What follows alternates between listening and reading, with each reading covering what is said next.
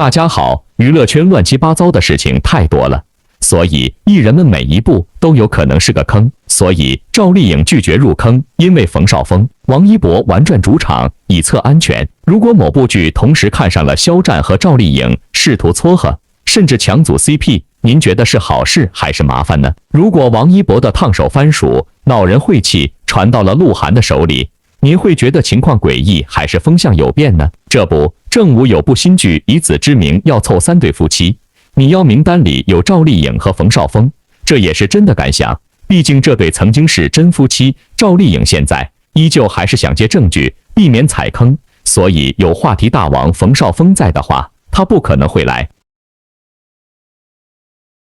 说来说去，视角永恒359度，观点永恒与别不同的新万，我感觉江湖传闻有很多，兼听则明，偏信尬吹，就是这么一个简单的道理了。2022年的10月12日，风华秋实集团控股有限公司第5次向港交所主板递交上市申请。该公司曾在2021年1月22日、2021年9月27日、2021年11月15日和2022年4月1日4次向港交所递交招股书，但最后都落得招股书失效的境地。那么，风华秋实是个什么东东呢？是不是听起来耳熟呢？或者说故事桥段有些耳熟呢？风华秋实是一家在中国经营超过10年的音乐娱乐服务供应商，主要专注于售出音乐版权及音乐录制业务，辅以演唱会主办及制作、艺人管理。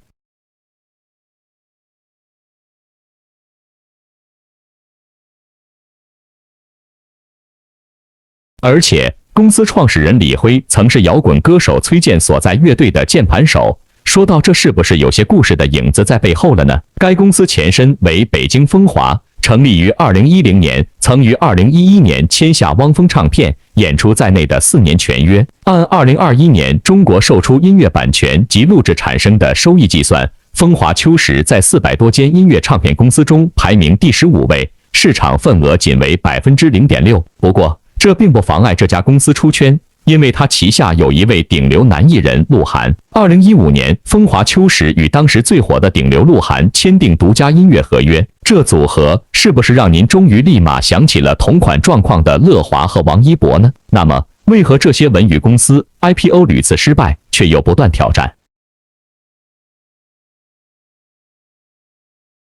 说白了，这些公司主要是想把文娱资本化。近几年在国家监管整顿下，文娱公司面临的风险极大，所以他们想把这种风险转嫁给资本市场，这也是风华秋实、乐华娱乐等公司反复冲击上市的最主要原因。但资本市场已经看清这种形势，如果单纯依赖艺人的流量，股民不会轻易买单。因此，2018年至今，范冰冰、郑爽、吴亦凡、李易峰等顶流艺人接连翻车，也让文娱公司面临的风险剧增，叠加疫情冲击，线下演唱会暂停，综艺录制和影视拍摄延期，文娱行业举步维艰。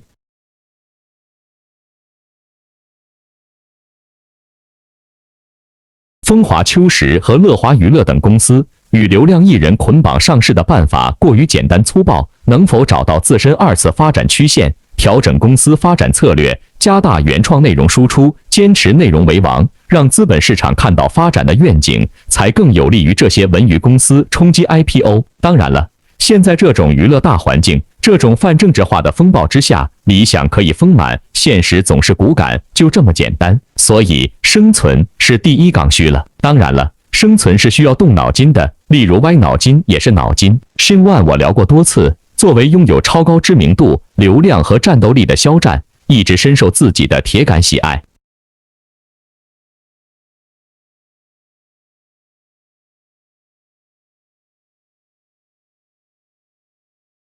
美中不足的是，肖战的作品并不算多，导致很多喜爱肖战的观众都希望肖战能多拍一点作品。好在荧幕上一直可以看到他身影，这份狂热您懂的。Shin One 我分析过，没有800遍，也有8遍了。当然了，有说肖战从走红后一直走的是注重质量而非数量的路线，对于剧本和作品也都非常认真慎重，也没有亚戏的行为。所以肖战的待播作品并不多。目前，肖战的待播剧仅有《玉骨遥》和《梦中的那片海》2部作品，还有一部《骄阳伴我》正在拍摄中。《玉骨遥》是已经杀青待播的，鹅厂曾把该作品列入暑假待播剧中，最后却没有定档开播。虽然未开播，但是该作品的收视率显然是不用担心的，预约观众人数已经突破400万人次了。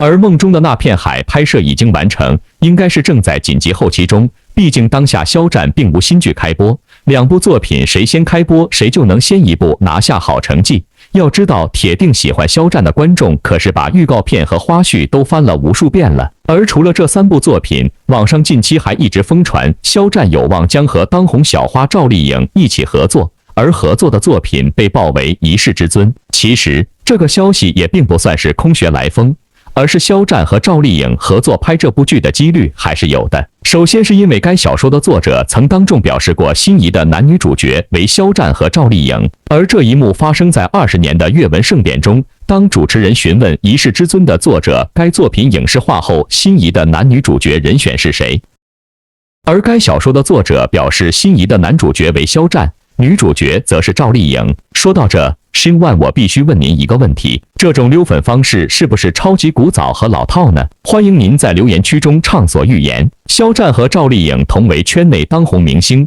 赵丽颖还一直被称为收视女王，而肖战也是新一代男明星中少有的扛剧王者，两人合作势必会让作品拥有更好的成绩。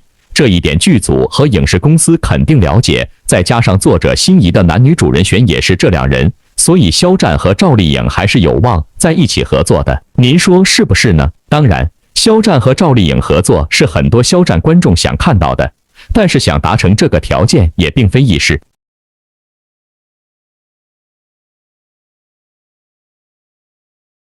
毕竟两人单拎出来一个，就完全可以不用担心收视率。当红明星的合作要牵扯档期、剧组道具实力等诸多原因的。Shin Wan，我只能说，肖战和赵丽颖能合作的话，话题性必然燃爆。毕竟这也是很多观众心仪的两位演员，若有幸能一起拍摄一部作品，也应该能圆了一些观众的愿望。因为市场依旧讲究强强搭配，托起钞票的。那么，您想看到肖战与赵丽颖合作这期作品或者下集溜粉吗？说实话，如果赵丽颖能够跟欧豪搭戏，真的很多的可能性都有可能发生。在看完《幸福到万家波》这部农村题材的电视剧以后，不少人都发现赵丽颖的戏路可以说是非常宽，可以傻白甜，也可以腹黑，也可以很正气，真的是太强了。有些人吐槽她在《知否》里台词不好，他就练台词。在《幸福到万家》里，我们能看到赵丽颖的台词功底得到了很大的提升。还有人说有匪粗制滥造圈钱，对不起观众，他就兼任了与凤航的监制。先不说后面与凤行的播出效果怎么样，至少我们能够看到赵丽颖作为一个演员对自己羽毛的爱惜以及对作品的要求。这说明赵丽颖就是这么一个非常执着的人，成功并非偶然。赵丽颖算得上是一个对演戏这件事特别执着的演员。今年底她还有一部商战题材的野蛮正剧要播，如果这部剧在播出以后能有一个好的效果，那证明她在正剧圈是立住了。当然了，偶然性还是存在的。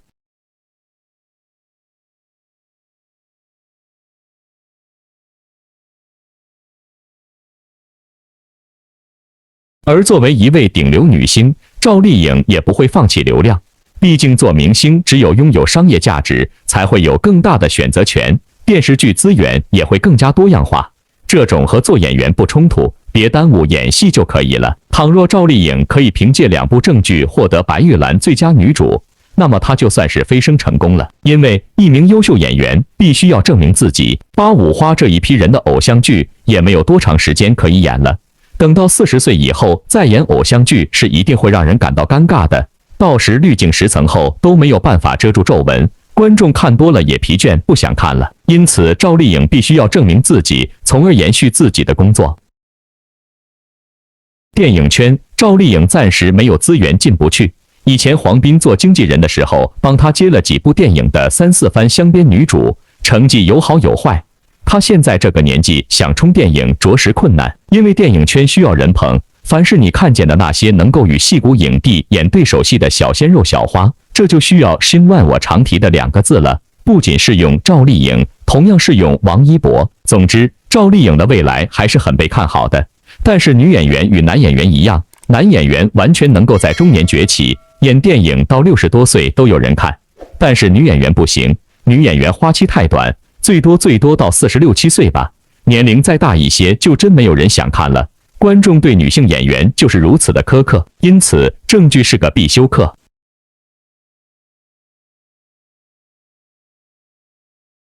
赵丽颖的流量巅峰肯定是已经过去，其实对任何顶流都一样，这世道是公平的，王一博也不例外。但相对其他演员，她的号召力仍旧非常强，因此即便她没有资源演电影，但是在电视领域依旧可以风生水起。她即便是演到40岁，应该也会有人看。但是如果年纪在网上合适的角色就会变少了，就只能演妈妈那一类的角色或者那种家庭剧了。题材受众不广，反响可能也不会很好。不过能够长红10几年的时间已经相当了不起了。但凡熟悉本频道的人都知道，新万我喜欢比较，因为有比较就有伤害。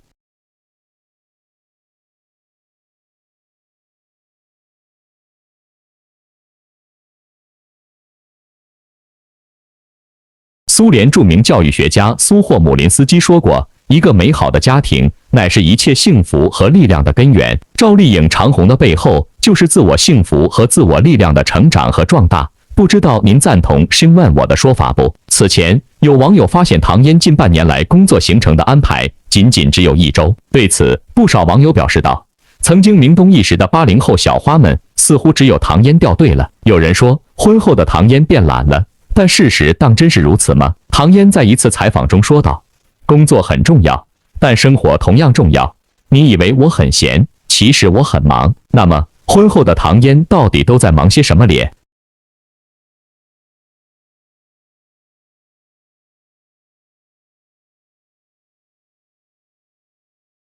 新万我提到过，唐嫣消失已久了。唐嫣婚后似乎很少出现在荧幕中了，更别提有能拿得出手的作品了。想当初80后小花们各有各的看点，但如今只有赵丽颖和杨幂活成了拼命女郎，而唐嫣则是消失已久。对此，不少网友感到疑惑，她婚后都干嘛去了？唐嫣似乎是为了给大众解惑。在一次采访中，她说道，工作重要，但也要分出一点时间给家人，一旦复工，陪伴孩子的时间就少了。原来婚后的唐嫣把生活的侧重点放在了家庭身上，孩子是她的软肋，她想要用更多的时间陪伴孩子成长，这点在娱乐圈中倒是与众不同。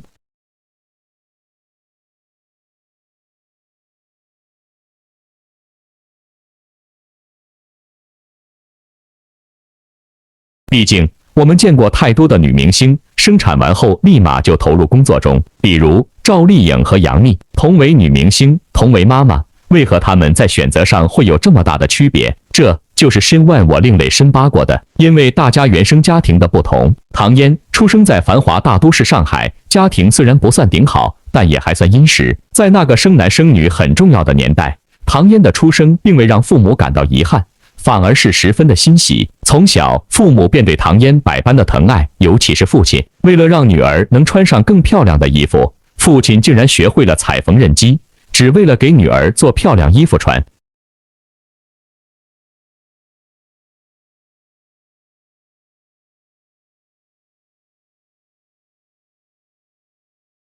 而后，唐嫣出道娱乐圈，每在外工作回来时，父亲都会到机场去接机。因为原生家庭充满了爱，所以唐嫣也希望自己的孩子能在爱的氛围里长大。比起事业，她希望家庭的温暖。而置身于事业中的赵丽颖呢，逆境多过顺境，这点新万我也从去年聊到今年了。赵丽颖的成功来源于自身100%的努力。4年前，她毫无预警的官宣结婚喜讯，让不少网友顿感意外。而去年，她又再一次毫无预警的官宣离婚。她的婚姻在大众看来是不幸的，所幸的是，她的事业并未受到任何影响，反而是越来越好了。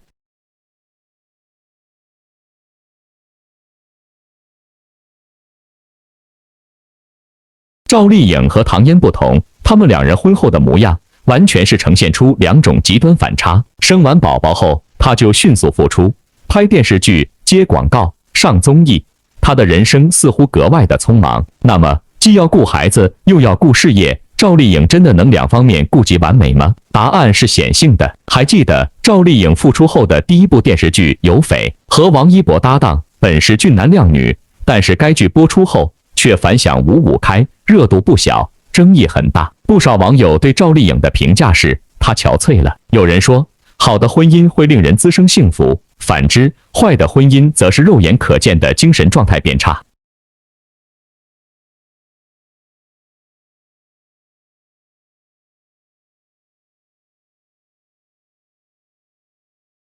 对于这点，大 S 就是一个很好的例子。这点，新万我特别专门开篇聊过，同样是有对比有伤害。她在前一段婚姻中几乎快变成一个黄脸婆，而她和具俊晔在一起后，各方面的状态都好的爆炸。而赵丽颖的拼，并不是来的毫无原因。赵丽颖出生在一个普通家庭，父母都是基层社会工作者，她从小就明白生活的不易，跟唐嫣幸福的原生家庭不一样。赵丽颖的出身很平凡，因此甚至到现在为止，黑粉来来回回的陈词滥调，都已经可以修砖打造通天塔了。娱乐圈这个名利场，动辄富二代、高学历的名头不同，赵丽颖出生在河北的一个普通农村家庭，成为明星之前，她只是个销售助理。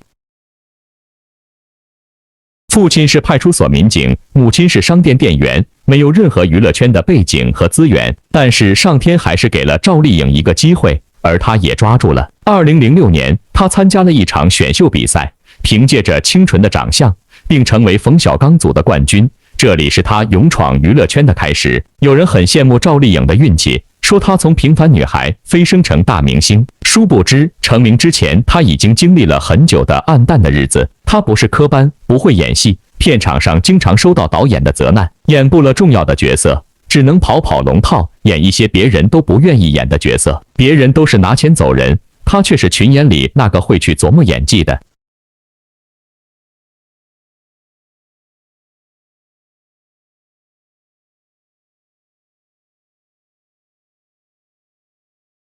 即使每个小角色，她都是仔细揣摩，想要演得更出彩。从丫鬟、妹妹到《陆贞传奇》里的女主，为了这样的机会，她足足等了7年。底层走出来的赵丽颖，事业就是她安身立命的筹码，所以结婚生子后，她要迅速复出。对于女明星来说，没有曝光就是退步的开始，只有付出才不会被观众渐渐遗忘。尽管后来结了婚，但现在看，前夫也并不是可以托付的对象。结婚3年，像他们当初突然官宣一样，突然宣布离婚，各种内情无人得知。深万我永恒与别不同的各种深扒和有料硬核，欢迎您深批和探讨。但可以确定的是，如果在婚姻是滋养，是支撑，谁会甘愿让幸福从眼前溜走？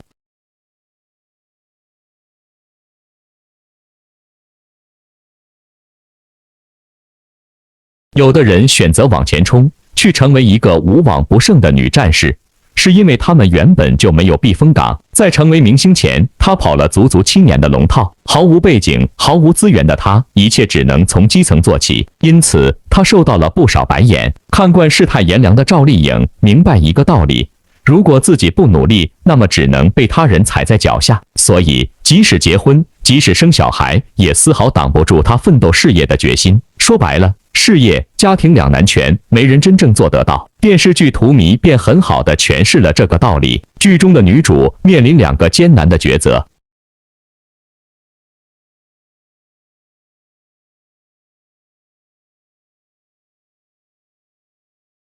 选择事业，她将失去爱她的男友；选择家庭，她将失去未来可期的生活。于是，剧中用平行时空来解决这一难题，既成全了女主的事业，也成全了女主的爱情。可惜的是，现实生活中没有平行时空，只有权衡利弊后的抉择。有人说，当今社会对女性充满了满满的恶意。为什么这么说？因为这个社会既要求女性要经济独立，又倡导女性要顾全家庭。可女性并非是超人，无论线上还是线下，常常听见已婚女性的抱怨说，看着别人事业成功，但自己只能困足于家中，只能有羡慕的份。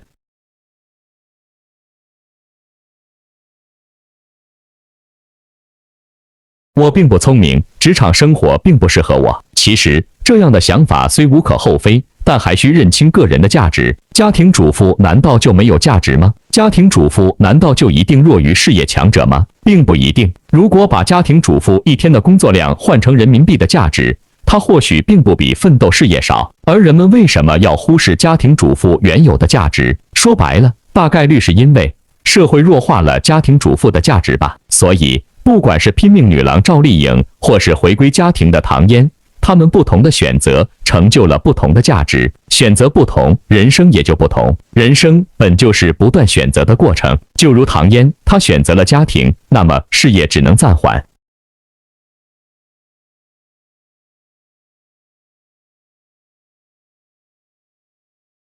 而赵丽颖选择了事业，她只能减少陪伴家人的时间，而选择不同，所经历的人生也就不同。不要因为自己是家庭主妇便妄自菲薄，不要因为自己是事业女强人便对家人心生亏欠。人生不可能事事完美，一切只是违心而已。身为男人，身外我站在赵丽颖的立场完全理解；作为男人，王一博一路打拼的目标，身外我照样理解。这就是街舞的火锅局又开席了。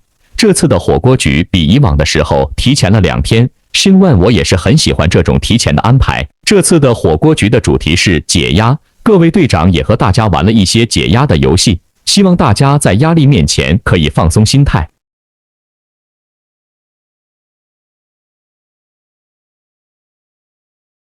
在火锅中，大家也畅所欲言了一些自己小时候跳舞时的一些经历。身外我觉得韩庚有一句话说得对，做什么事一定要坚持，如果不坚持，那之前做的就都白费了。但让人感触最深的还是，这就是街舞给舞者带来了什么，又失去了什么。不少人一如既往的很喜欢追看这个节目，从第1季开始就在看，身外我也一路跟进，有褒有贬。好在到了后面，这个节目越来越火了，请来舞者越来越厉害了，节目也越来越精彩。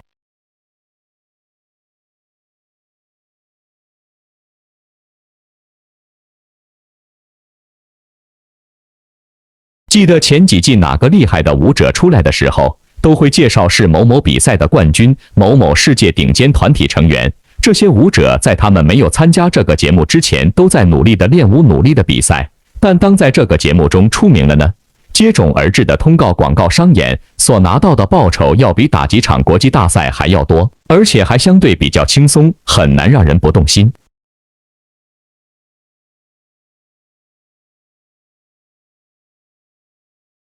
这就要看金钱的吸引力是否超出了你对街舞的热爱了。这里的2个例子值得玩味，一个是第1届冠军韩宇。韩宇在第1季可以看出舞蹈质感是很不错的，但是在第4季中就感觉出他的水平好像经历了几年都没有什么明显进步，激情感也少了，甚至第4季韩宇这个名字就没有什么让人记忆深刻的亮点，就淘汰了。他就在第1季之后接了不少工作，对武艺的提升有了不少影响。第2个是第2届冠军叶音。叶音第2季的时候就可以感觉他有那么点舞痴的意思，就是这点对舞蹈的痴迷劲儿，使他到了第4季比第2季来的更加亮眼了。跳舞并不能以金钱为动力，而是珍惜心里的那份热爱。那份热爱在你跳舞时，观众自然而然就可以感受到感受到不顾一切和拼尽全力，所以显而易见的他又得了冠军。最后，身外我希望所有舞者都不要放弃心里对街舞那份最初的热爱。这一季王一博队长对这个节目来说最大的热度点，并没有怎么跳舞，大概也是想要舞者们回归初心，也不想把关注点都集中在自己身上，把舞台交给舞者，让他们享受这个舞台，放下杂念，跳出的舞就会纯粹。这些观众是可以感受到的。视角永恒359度，观点永恒与别不同的身外我只想说，热爱有时候注定需要取舍。赵丽颖是，王一博也是，于是他们产生了交集，未来也会。